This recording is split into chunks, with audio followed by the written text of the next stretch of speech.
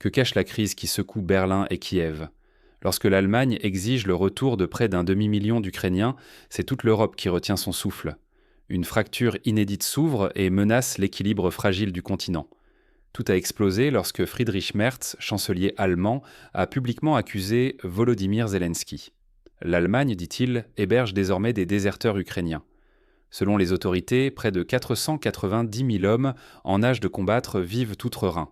Non seulement ils échappent à la guerre, mais ils touchent aussi des aides financées par les contribuables allemands. Pour Merz, c'est une trahison. L'Ukraine, en pénurie de soldats, laisse partir ses hommes alors que la guerre fait rage. La colère monte en Allemagne. Ces réfugiés sont-ils des victimes ou de simples fuyards? La solidarité européenne atteint ses limites. L'impatience grandit. Si rien ne change, l'Europe pourrait financer une guerre sans issue et perdre son unité. La confiance envers Kiev s'effrite. L'avenir de l'aide à l'Ukraine vacille. Comment en est-on arrivé à cette confrontation dramatique? Les coulisses de cette rencontre réservent bien des révélations. Plongeons dans le huis clos tendu où tout s'est joué, entre accusations explosives et tractations secrètes. Voici les dessous d'un affrontement qui pourrait tout changer. Comment l'Allemagne, autrefois pilier du soutien à Kiev, en est-elle venue à l'exaspération? Cette question fissure aujourd'hui la société allemande et interroge toute l'Europe. Depuis plus de 2 années, Berlin a accueilli plus d'1 million de réfugiés ukrainiens.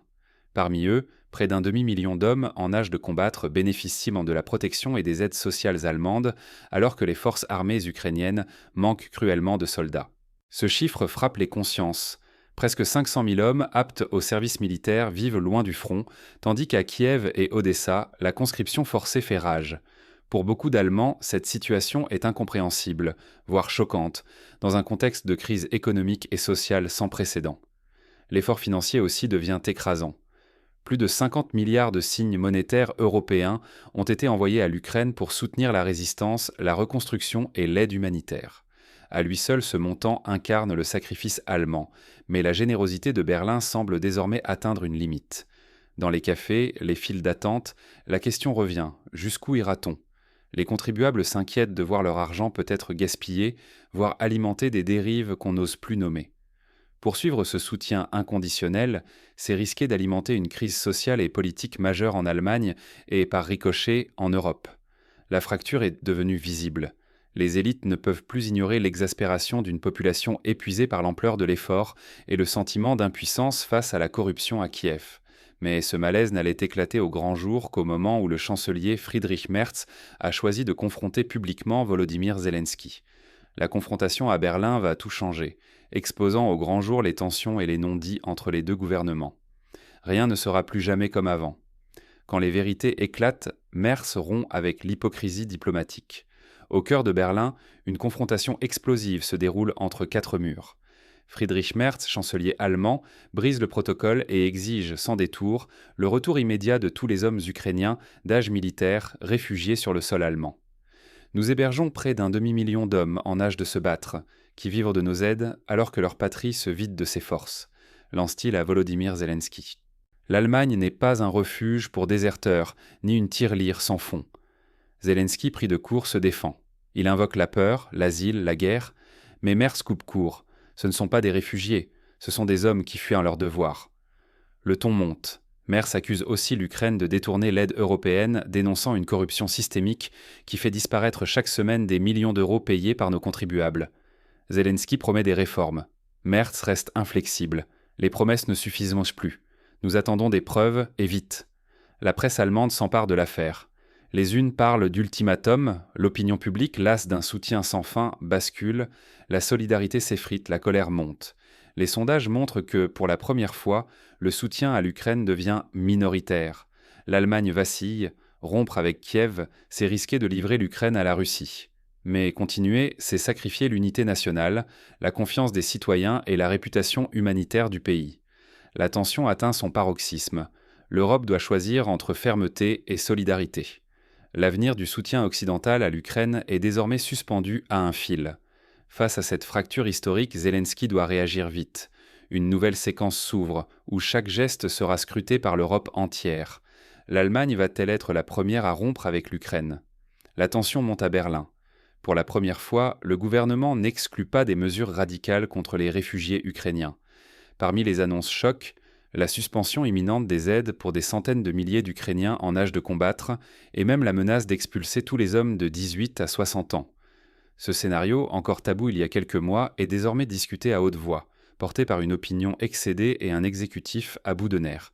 Si Berlin franchit le pas, un effet domino pourrait gagner toute l'Europe. Le soutien populaire, déjà vacillant, risquerait de s'effondrer. Dans de nombreux pays, la lassitude grandit face à l'arrivée de réfugiés vus comme peu impliqués dans la défense de leur patrie. Les images de jeunes hommes bénéficiant d'allocations sans prendre part à l'effort de guerre heurtent de plein fouet la solidarité européenne. Pour Volodymyr Zelensky, le piège se referme, céder à la pression allemande et ordonner un retour massif avec le risque d'un scandale humanitaire et de troubles sociaux, ou refuser au risque de voir disparaître l'aide cruciale qui maintient son pays debout. Chaque choix comporte un danger mortel. Derrière les statistiques, près d'un demi-million d'hommes concernés rien qu'en Allemagne se cachent des vies bouleversées. Soudain, des centaines de milliers d'Ukrainiens pourraient en perdre toute protection, forcés de retourner vers la guerre. Pour l'Allemagne, la pression politique et sociale serait explosive, menaçant la stabilité du système d'aide et la cohésion nationale. Mais l'enjeu dépasse ces réfugiés. C'est la crédibilité de l'aide européenne qui vacille, déjà minée par les scandales de corruption à Kiev et le doute croissant sur l'efficacité des sacrifices consentis. L'Union européenne fait face à un dilemme: continuer à soutenir l'Ukraine coûte que coûte, ou poser des limites et risquer l'éclatement de son front uni. La confiance s'effrite. Européens, contribuables, électeurs, tous pourraient en payer le prix fort si rien ne change. Alors que la crise s'intensifie, tous les regards se tournent vers Berlin et Kiev. La moindre décision pourrait faire basculer l'équilibre fragile de l'Europe. Et si l'Europe devait tout remettre à plat, revoir de fond en comble son soutien à l'Ukraine. La scène berlinoise a révélé une vérité brutale. La confiance aveugle appartient au passé. Désormais, les citoyens doutent, et l'adhésion à l'aide massive vacille chaque jour davantage. Face à l'ampleur des ressources engagées, l'exigence de transparence et de responsabilité totale devient incontournable. L'Europe ne peut plus risquer que ses fonds nourrissent pour la corruption ou s'évaporent dans des circuits opaques. Des audits indépendants et publics doivent s'imposer à chaque étape avec publication systématique des résultats. La question brûlante des réfugiés ne peut plus être ignorée. Près d'un demi-million d'hommes ukrainiens en âge de combattre vivent désormais en Europe, soulevant un dilemme éthique et politique explosif. Il faut instaurer des contrôles stricts pour distinguer entre les vrais réfugiés et ceux qui profitent du système, au risque de fragiliser la cohésion sociale et la crédibilité européenne. Mais au-delà des règlements, il est temps d'ouvrir un vrai débat sur les limites de la solidarité. Jusqu'où l'Europe doit-elle aller pour soutenir un partenaire dont la gouvernance inquiète ? Les citoyens veulent des réponses. Pourquoi leurs impôts financent-ils, peut-être malgré eux, ce qu'on condamnerait ailleurs ? Le danger est réel. Sans adaptation rapide, l'aide occidentale pourrait s'effondrer. L'Ukraine serait alors isolée et l'Europe confrontée à une fracture civique profonde. Pour éviter ce scénario, il faut redéfinir la solidarité, non comme un chèque en blanc, mais comme un pacte exigeant et lucide. À chacun désormais de choisir, soutenir les yeux fermés ou réclamer des comptes et réinventer l'engagement collectif. Mais ce débat ne fait que commencer, et les lignes de fracture s'élargissent à travers l'Union. Les prochains jours pourraient même bouleverser l'équilibre déjà fragile de l'Europe. Jusqu'où l'Europe doit-elle aller pour soutenir Kiev ? La question n'a jamais été aussi pressante. Les révélations venues de Berlin ont tout changé. Il y a désormais des centaines de milliers d'Ukrainiens en âge de combattre installés en Allemagne, bénéficiant d'aide alors que la guerre fait rage chez eux. À Kiev, chaque semaine, de nouveaux scandales éclatent. Détournements, enrichissements, impunité. Où passent les milliards d'euros envoyés ? Qui tire vraiment profit de cette situation ? La lassitude gagne les citoyens européens. Les impôts servent-ils à soutenir la résistance ou à nourrir un système corrompu ? La confiance s'effondre, le doute s'installe. Ce n'est plus seulement une affaire de solidarité, c'est une crise de responsabilité. Si l'Europe continue sans exiger de réformes, elle risque de devenir complice d'un système qui sape ses propres valeurs. Le danger est immense. Une fracture profonde pourrait séparer l'Europe de l'Ukraine. Cette rupture serait irréversible. Nos finances, notre cohésion sociale, la paix même sont menacées. Qui agira ?